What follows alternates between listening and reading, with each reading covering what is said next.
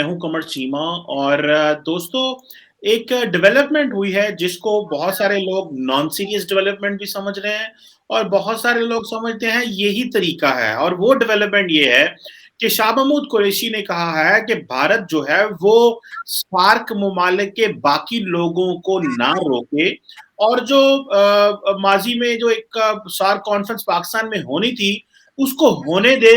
अगर वो नहीं आने चाहते, उनको रिजर्वेशंस हैं, तो वो वर्चुअली अटेंड कर लें। तो बहुत सारे लोगों ने तो इसको मजाक समझा और बहुत सारे लोगों ने समझा कि ये शायद कोई ब्रेक थ्रू है, पाकिस्तान दोबारा कुछ चाहता है कि मामला ठीक हो। इस सिलसिले में मैंने रिक्वेस्ट की बैरिस्टर हामिद बशानी साहब को। सर, सबसे पहले तो आपका बहुत शुक्रिया।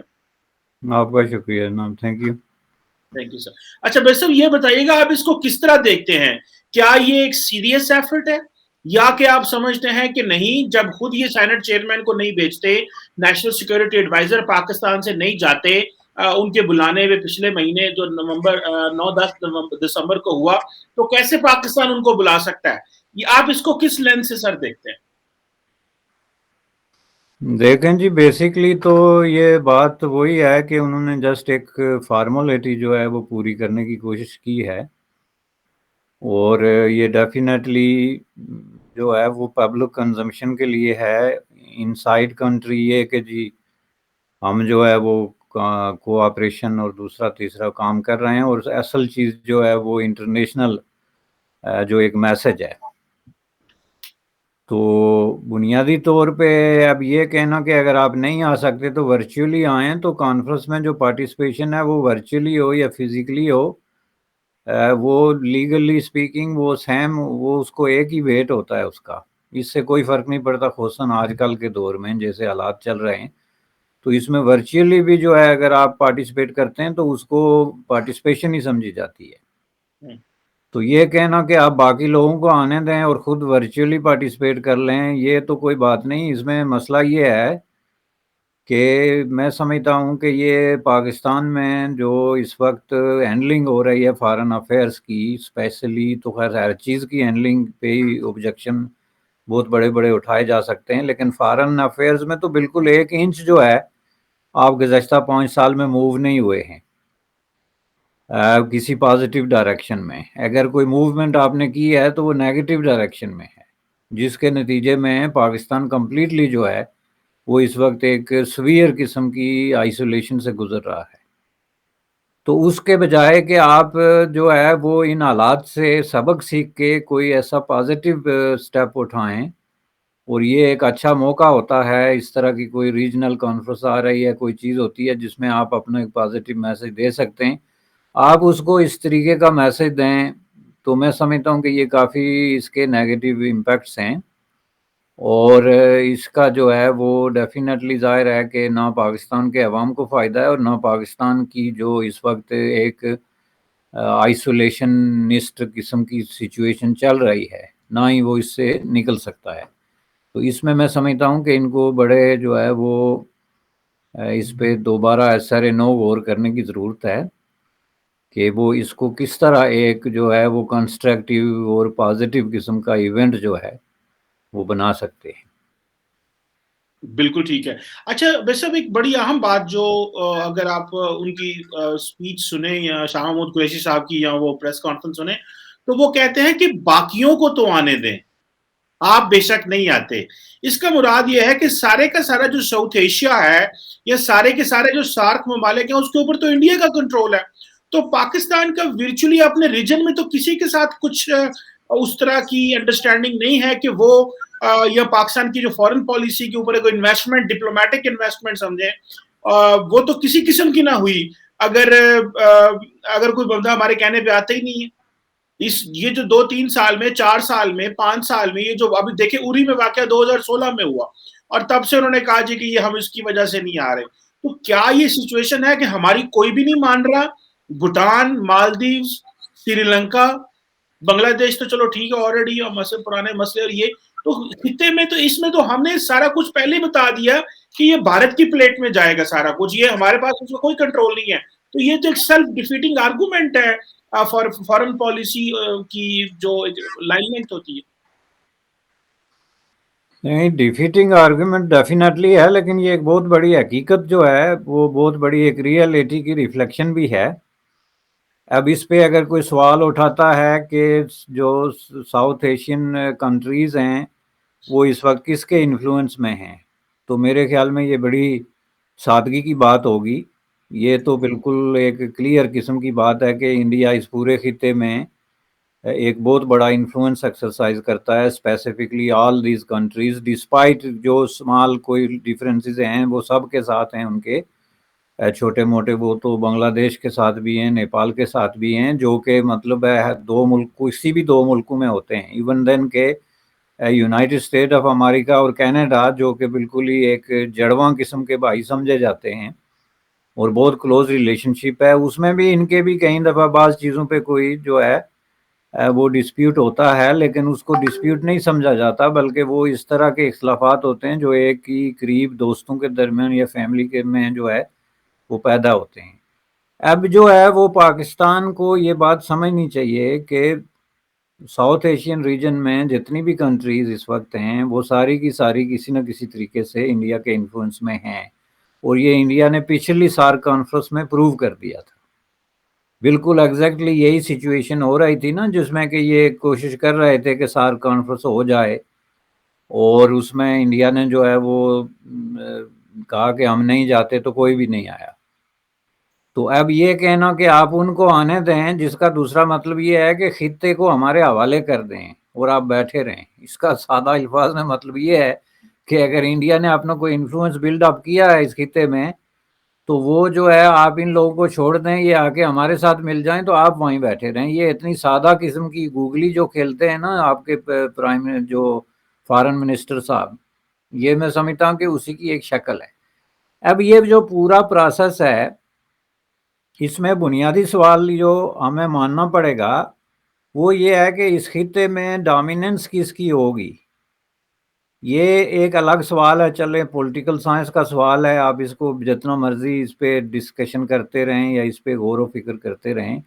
لیکن حقیقت اپنی جگہ یہ ہے کہ اس خطے میں ایک ڈومینیٹنگ پاور جو ہے اس وقت وہ انڈیا ہے، due to its size, economy اور انفلوئنس کے۔ یعنی جو چیزیں میرٹ پہ سامنے آتی ہیں آپ ان کو ڈینائی کر رہے ہیں، تو پھر آپ حقیقت سے انکار کر رہے ہیں۔ تو اب آپ اس کو مانیں یا نہ مانیں، آپ یہ کہیں کہ نہیں جی خطے کی جو ہے وہ بڑی پاور انڈیا نہیں ہے، تو اس سے انڈیا پہ تو کوئی اثر نہیں پڑے گا، لیکن ڈیفینیٹلی آپ پہ اثر پڑے گا، چونکہ آپ کے جو معاملات ہیں وہ اس وجہ سے بیچ میں جو ہے وہ کافی مشکلات کا شکار ہیں۔ اب یہ کہہ دینا کہ نہیں جی آپ بیٹھے رہیں اور ہمیں سارک کی کانفرنس کرنے دیں، تو یہ جس کا مطلب یہ ہے کہ پھر جو ہے وہ ہم جو ہے وہ انفلوئنس ایکسرسائز کر رہے ہیں ساؤتھ ایشین کنٹریز پہ۔ دوسری چیز یہ ہے کہ ٹھیک ہے انڈیا کا انفلوئنس اپنی جگہ ہوگا، لیکن یہ کنٹریز جو ہیں ان کو اس طرح کا ڈیسیجن کرنے کے لیے ضروری نہیں کہ یہ انڈیا کے کہنے پہ ہی کریں، ان کے اپنے بھی جو ہے ڈیفینیٹلی ایک فارن پالیسی ہے اور ان کے اپنے بھی ترجیحات ہیں، اور ظاہر ہے کہ انہوں نے ساؤتھ ایشین جو ریجنل کانفلکٹ ہے اس میں انہوں نے یہ انڈیکیشن دی ہے کہ وہ انڈیا کے ساتھ کھڑے ہیں بہت سارے معاملات میں، جو ان کی پالیسیز سے بھی آپ کو نظر آتا ہے۔ تو اس لیے میں سمجھتا ہوں کہ گھما پھرا کے بات جا کے یہاں پہ ٹھہرتی ہے کہ کیا آپ نے انڈیا کے ساتھ اپنے جو ڈیفرنسز ہیں اور جو کانفلکٹ ہے اس کو ریزالو کرنا ہے یا نہیں کرنا۔ اور یہ سوال کوئی میں آج اٹھا نہیں رہا ہوں، یہ سوال 1947 میں اٹھا تھا، اور اب تک مختلف شکلوں میں یہ سوال اٹھ رہا ہے، جس کی وجہ سے ظاہر ہے کہ انڈیا کو بھی نقصان ہوا ہوگا، لیکن جو ویزیبل اور سامنے جو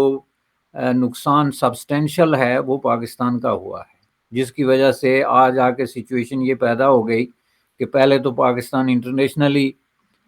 سمجھا جاتا تھا کہ آئسولیٹ ہوا ہے پالیٹکس میں، لیکن اب ریجنل پالیٹکس میں بھی آپ انڈیا کی مرضی کے بغیر یا اس کے ساتھ اپنے معاملات طے کیے بغیر ایک ریجنل کانفرنس نہیں کرا سکتے۔ تو اگر آپ یہ کانفرنس نہیں کرا سکتے تو اس میں آپ یہ دیکھیں کہ اس میں ڈیفینیٹلی آپ کا نقصان ہے، چونکہ آپ کا جو بہت ساری چیزیں ہیں جن کو اس کے بغیر میں سمجھتا ہوں کہ حل نہیں کیا جا سکتا، خواہ آپ کتنی بھی ترقی کر لیں۔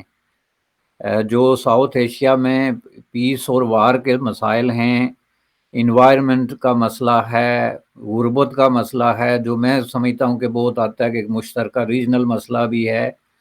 پانی کا مسئلہ ہے، اس طرح کے جو ریسورسز ہیں، انرجی کا ایشو ہے،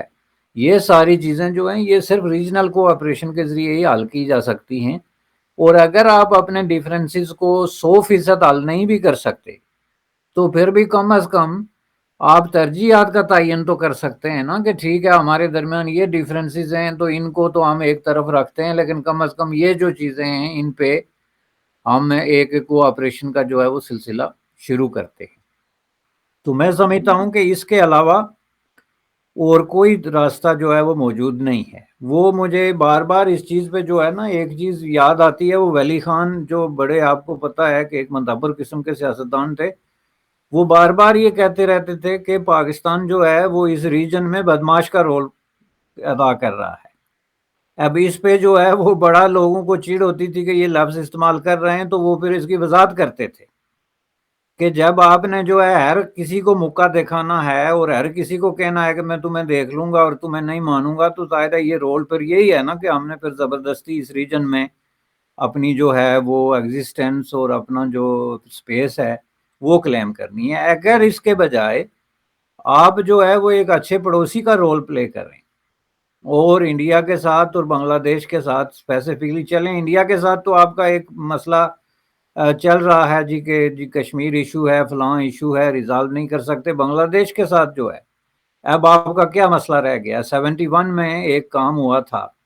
اس کے بعد 50 سال ہو گئے ہیں، بنگلہ دیش اتنا آگے چلا گیا، ایک نئی دنیا ڈیولپ ہو گئی ریجن میں، دنیا میں، اور آپ جو ہے وہ بنگلہ دیش کے ساتھ بھی آپ نے بائیکاٹ کیا ہوا ہے۔ ابھی ریسنٹلی افغانستان کے ساتھ آپ نے باقاعدہ جھڑپ ہوئی ہے آپ کی بارڈرز پہ، اور جہاں پہ آپ کے جو ہے وہ نقصان بھی ہوا ہے اور انہوں نے وہ باڑ بھی ریموو کرنے کی کوشش کی ہے۔ تو یہ ولی خان کے الفاظ میں بدماش کا رول ہے کہ آپ چاروں طرف لڑ رہے ہیں، انڈیا سے بھی لڑ رہے ہیں، بنگلہ دیش کو بھی ہیٹ کرتے ہیں، افغانستان کو بھی آپ جو ہے اس کے ساتھ اس کے بارڈرز جو ہیں وہ 70 سال سے کوئی نتیجہ نہیں نکال سکتے۔ ایران کے ساتھ آپ دیکھ لیں، آپ کا کانفلکٹ جو ہے وہ اس طریقے سے چل رہا ہے۔ تو اس طرح کے رول میں تو آپ اپنے عوام کو جو زندگی دے رہے ہیں وہ کوئی بہت خوشکن نہیں ہے، یہ میں آپ کو بتا دوں،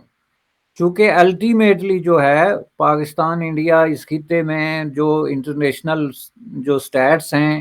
اس کے مطابق تقریباً 44% لوگ جو ہیں وہ غربت سے نیچے زندگی گزار رہے ہیں، اور اس ریجن کے اندر جہاں پہ اتنا بڑا پوٹینشیل ہے وہاں پہ آپ اپنا ٹریڈ والیوم دیکھیں کہ دنیا کے جتنی ریجنل گروپنگز ہیں ان میں سب سے کم بلکہ نہ ہونے کے برابر جو ہے وہ ہے۔ آپ کی جو سوشیو اکنامک سچویشن ہے وہ تقریباً ایٹ پار ہے۔ تو ایسی سچویشن میں آپ اگر ٹریڈ کھولیں گے، آپ اگر اس طرح کی فری ٹریڈ اور فری موومنٹ کے کانسیپٹ کو لے کے چلیں گے تو آپ لوگوں کی زندگی بدل سکتی ہے، عام آدمی کی زندگی بدل سکتی ہے۔ غربت کے خلاف یہ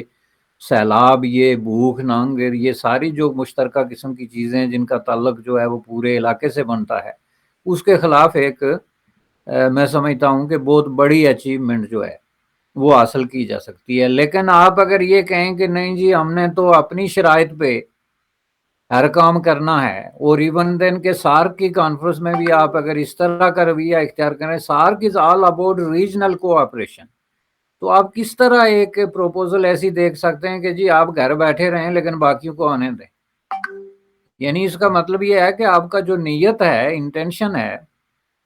وہ ٹھیک نہیں ہے، اور جب تک آپ اپنی انٹینشن درست نہیں کرتے، یہ گھما پھرا کے بات واپس جا کے وہیں ٹھہرتی ہے جناب،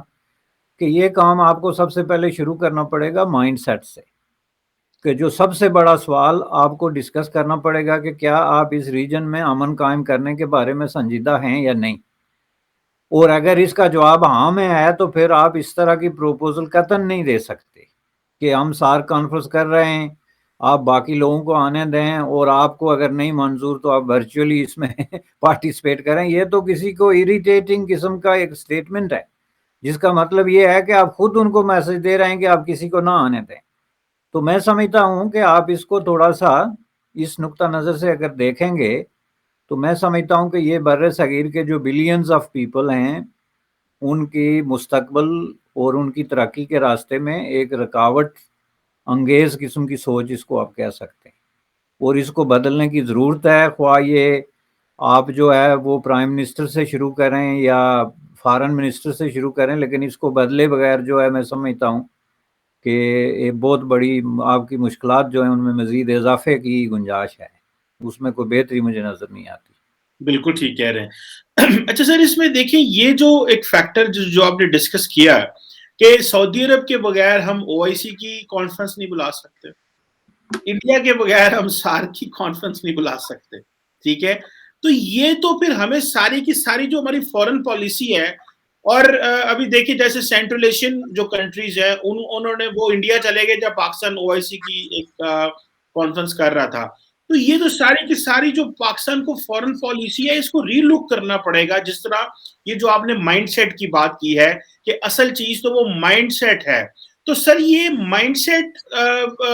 کس طرح چینج آ سکتا ہے، بدلی ہو سکتی ہے؟ کیونکہ جو اچھی جو پیور ڈیموکریٹک فورسز ہیں وہ تو پہنچ نہیں پاتی، جو پہنچ جاتی ہیں وہ کمپرومائزڈ ہوتی ہیں۔ اگلے دن وہ ایک ہمارے جنرل صاحب بھی ہیں، جنرل طارق صاحب، وہ کہہ رہے تھے کہ پاکستان میں جتنے بھی لیڈرشپ ہے یا وہ کمپرومائزڈ ہے، اوبلائزڈ ہے، ٹھیک ہے؟ وہ کسی بھی اسکول، وہ کسی بھی کوارٹر سے ہو یا کسی بھی ادارے سے ہو، وہ یا کمپرومائزڈ ہے یا وہ اوبلائزڈ ہے۔ تو یہ اوبلائزڈ کمپرومائزڈ کے بیچ میں، اور تیسرا انہوں نے کہا تھا کہ وہ پتہ نہیں ایک اور انہوں نے لفظ بولا، I forgot that۔ سو یہ تو ہم اور پھر ہم جھوٹ پہ جھوٹ بولے جا رہے ہیں، شاید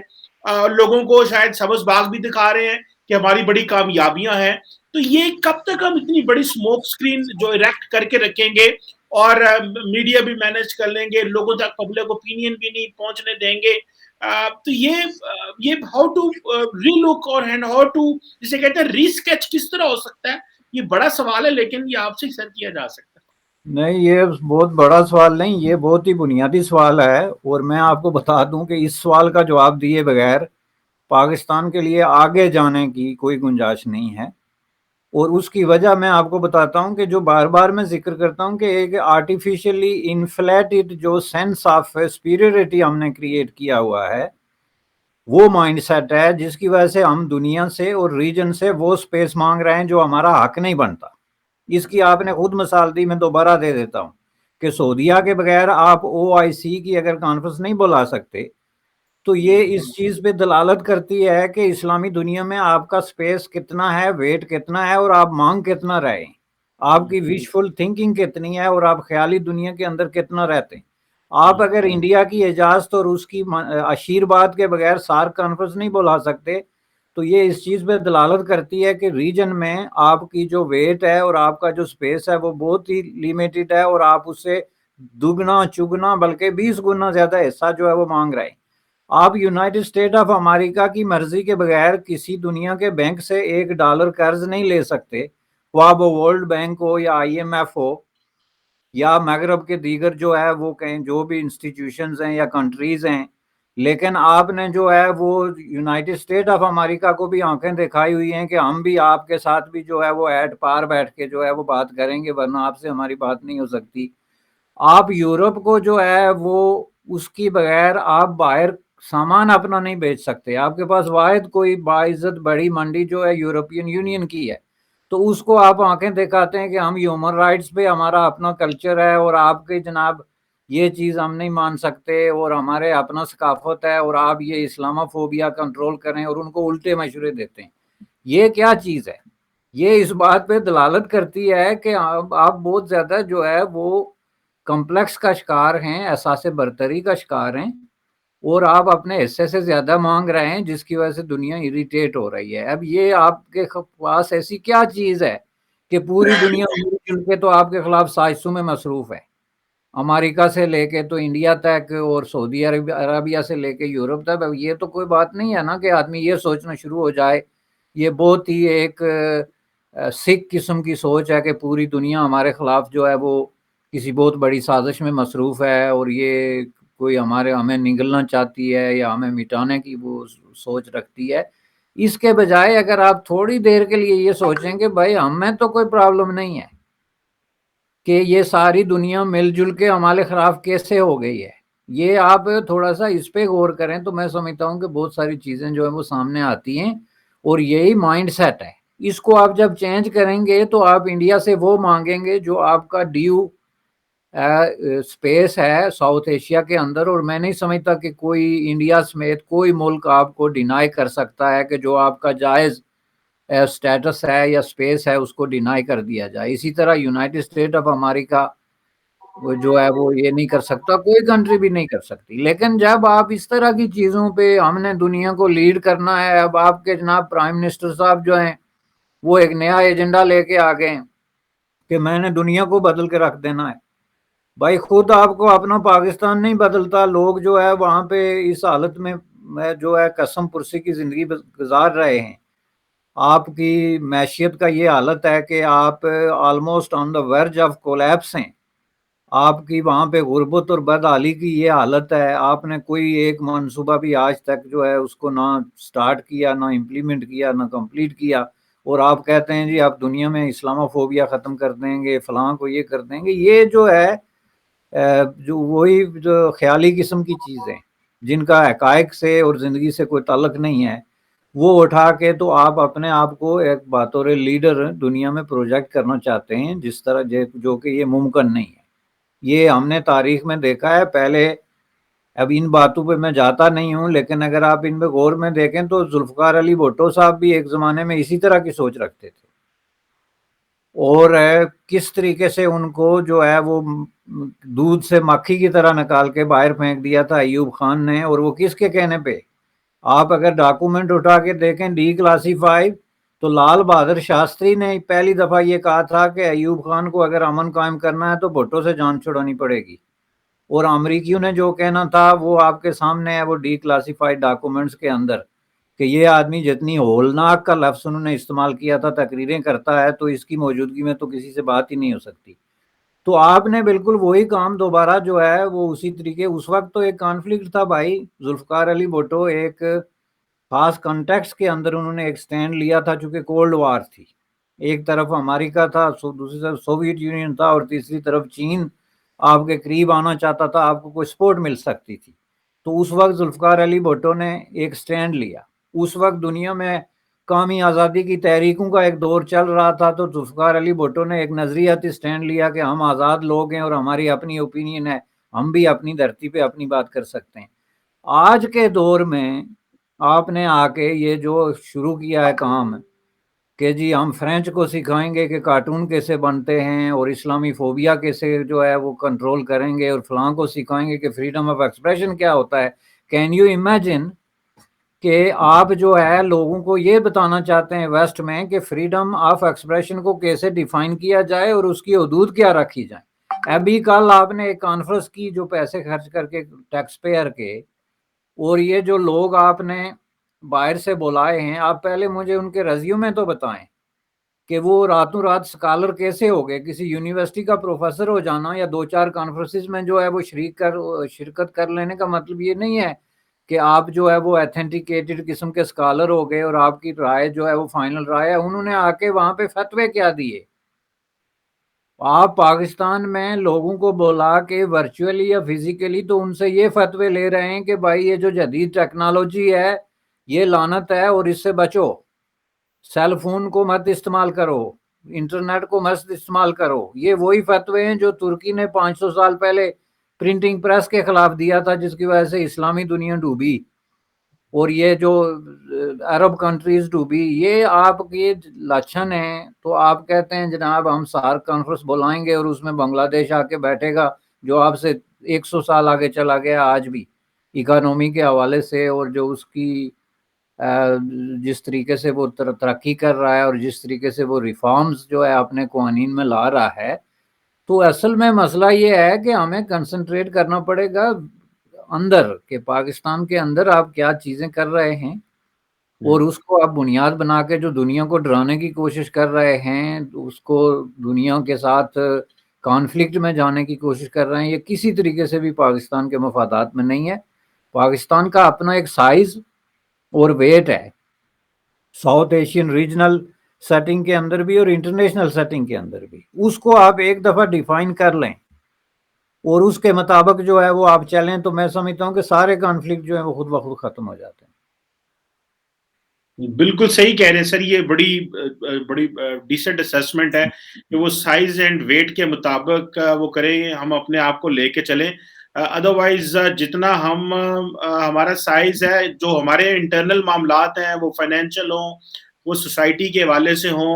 इंटरनल स्टेबिलिटी हो, बड़ी हमने और इस वक़्त जो निज़ाम भी सारा चल रहा है, ये सारा आर्टिफ़िशियल है। क्योंकि ये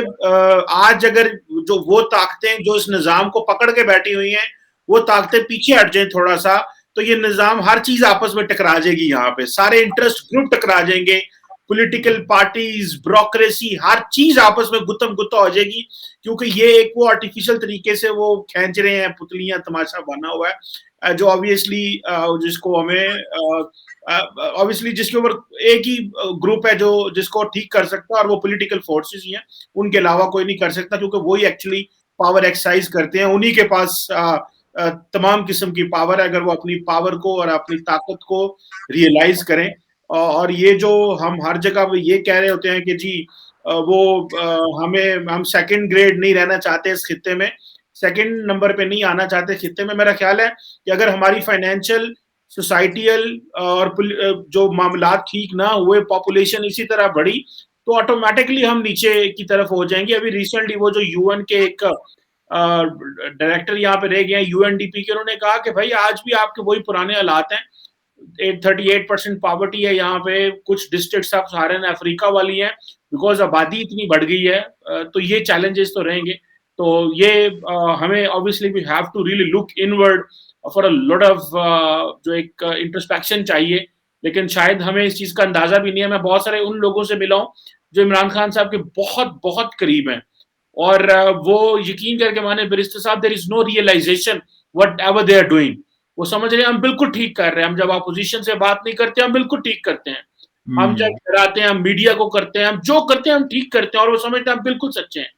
और वो किसी से बात भी नहीं करना चाहते। तो ये ऑब्वियसली जब इस तरह की सोच होगी तो मामला थोड़े अजीब ही होंगे। बहरहाल any how, thank you very much barrister Hamid Bashani साहब सर,